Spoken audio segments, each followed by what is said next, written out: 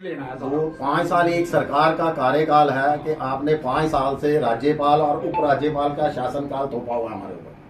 2018 से 23 आ गया। एक सरकार का कार्यकाल था कि जिसको हमें जो है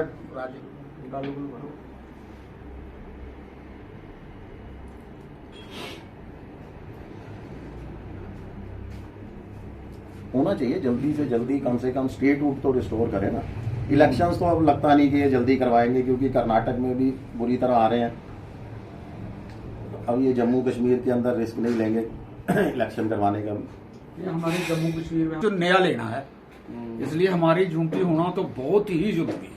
5 साल से बाकियों को ज्यादा तो आज यहाँ पे शेख अब्दुल रहमान जी जो हमारे प्रेसिडेंट हैं ऑल यूनाइटेड फ्रंट के, उनकी अध्यक्षता में तमाम पार्टी जो हैं यहाँ पे इकट्ठी हुई हैं।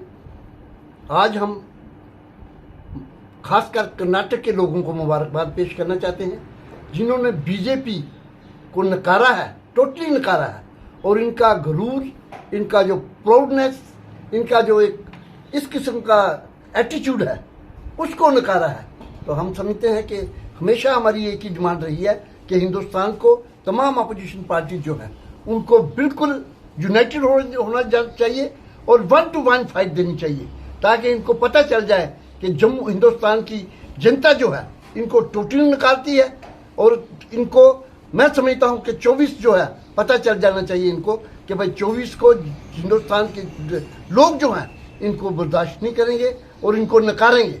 लिहाजा हमारी हमेशा अपील रही है तमाम हिंदुस्तान की जो हमारी अपोजिशन पार्टीज हैं उनको यूनाइटेड होना चाहिए और यूनाइटेड होके 1 to 1 फाइट दीजिए, ताकि उनको एहसास हो कि इस किस्म का जो इन्होंने माहौल बनाया है, डिक्टेटराना रवैया अख्तियार किया हुआ है, डिक्टेटराना रवैया इनका तोड़ना है, इनका जो घमंड है वो खत्म करना है। और इस ढंग से कि गरीबों को और जम्मू कश्मीर के अंदर जिस ढंग से लोगों को इन्होंने परेशानी के माहौल में डाला हुआ है, जिस ढंग से लोग यहाँ जूझ रहे हैं, टैक्स लगा रहे हैं और आगे बेचारे गरीब लोग जो है 2 टाइम की रोटी के लिए पिछा रहे हैं। तो मैं समझता हूँ कि इसलिए बहुत ज़रूरी है, खासकर जम्मू कश्मीर के अंदर, जैसे कहा है हमारे साथी ने, कि भाई फौरी तौर पे स्टेट रूट रिस्टोर होना चाहिए और एक डेमोक्रेटिक जो हमारा राइट है इलेक्शन, इसके असेंबली के इलेक्शन फौरी तौर पे करवाए जाएं, ताकि ये जो दुआई देते हैं डेमोक्रेसी की उनको पूरा करना चाहिए और ये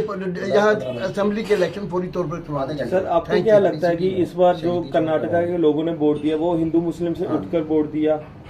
देखिए, कर्नाटक के लोगों ने हिंदू मुस्लिम सिख ईसाई, उन्होंने सेकुलर फैब्रिक को जो है उसको मजबूत करके और इन तमाम बातों से ऊपर उठ के दिया है। लेकिन दूसरी सबसे बड़ी बात जो है, धर्म को उन्होंने नकारा है। जिस ढंग से ये भगवान को बजरंगबली जी को लाए थे इलेक्शन में, लोगों ने कहा नहीं बजरंगबली जी हमारी आस्था है, लेकिन वोट हमारा कांग्रेस को होगा, एंटी बीजेपी होगा, क्योंकि इन्होंने हमेशा धर्म को आगे लाके वोट देने की कोशिश की है।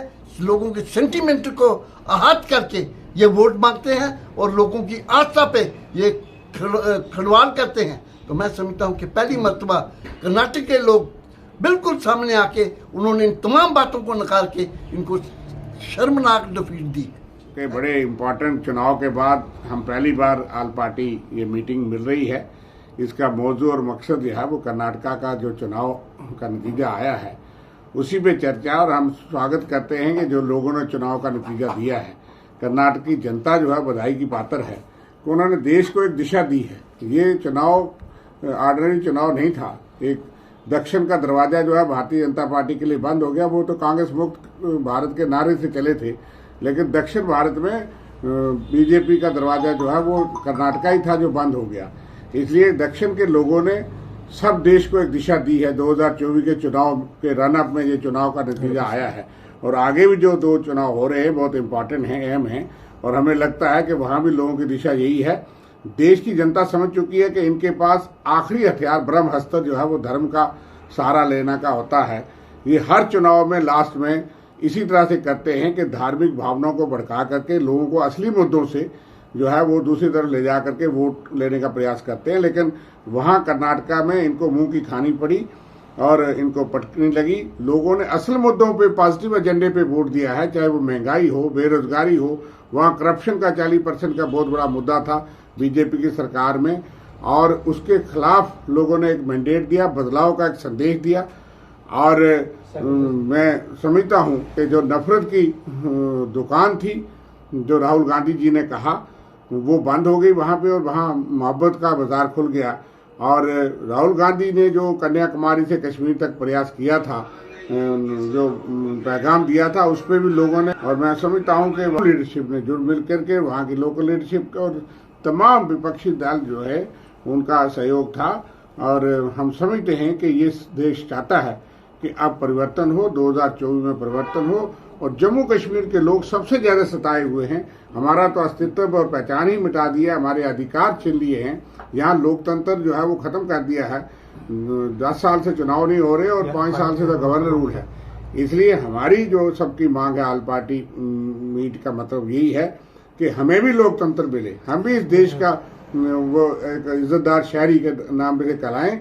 5 साल से लोग महरूम हैं, और जल्द से जल्द जहाँ पे चुनाव हो, असेंबली के, स्टेट का दर्जा बहाल हो, यहाँ के अधिकार जमीन और नौकरी के बहाल हों, और वो तमाम चीजें जिसके लिए हमारे युवा आज परेशान हैं। हम चरम सीमा वासियों को क्या सीख लेनी चाहिए? पूरा देश उत्साहित है और इसके परिवर्तन होगा, और परिवर्तन की एक लहर चल चुकी है कर्नाटका से। और जब मगर चुनाव होगा तो हम ये मांग कर रहे हैं कि हम चुनाव के लिए, अब लोकतंत्र बहाली के लिए हम निकलें, सब लोग मिल करके, कि जहाँ पे लोकतंत्र बहाल किया जाए। लोकतंत्र चाहे तो म्यूनसिपैलिटी और उनके चुनाव से ही नहीं होगा, वो एक बुनियादी अदारे वो भी काम चाहिए। अफसरशाही जो है, तानाशाही का रूप जो है बन गई है। इसलिए हम लोगों के साथ है, संघर्ष करेंगे ताकि यहाँ भी चुनाव हो और लोकतंत्र बहाल हो।